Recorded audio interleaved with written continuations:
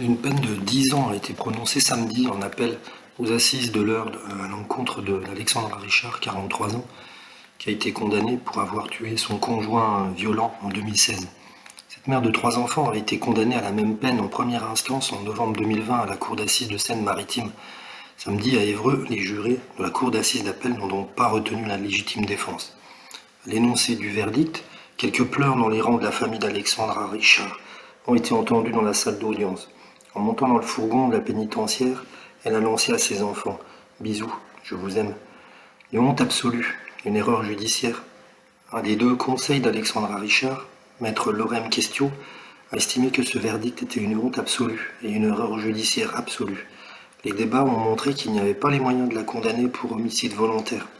Les circonstances de la légitime défense étaient établies. Tous les efforts des luttes féministes sont mis de côté. La parole de la victime est niée. Le système patriarcal est puissant. Le verdict est conforme aux réquisitions du ministère public, qui avait écarté la légitime défense. Ça ne peut pas être des violences volontaires sans intention de la donner, c'est un meurtre.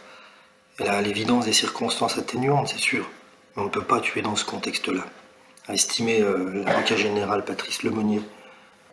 Alexandra Richard avait tué avec un fusil de chasse son conjoint de 36 ans, le 16 octobre 2016, à leur domicile de Montreuil-en-Caux.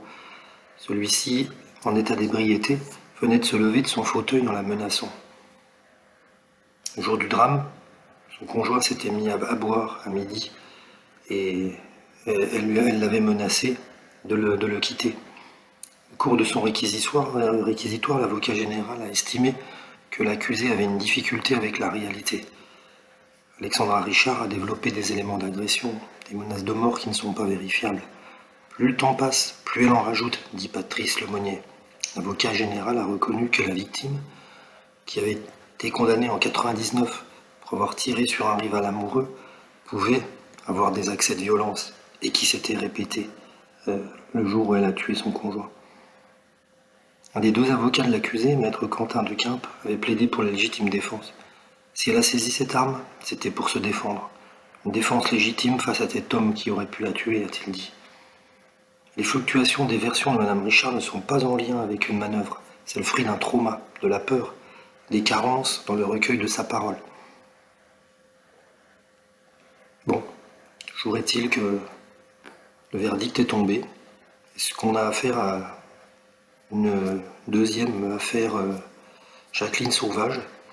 Les faits sont pas les mêmes. Chaque affaire est différente. Bon, là, elle a été condamnée en appel et je vois pas bien comment elle pourrait obtenir un retour sur cette condamnation.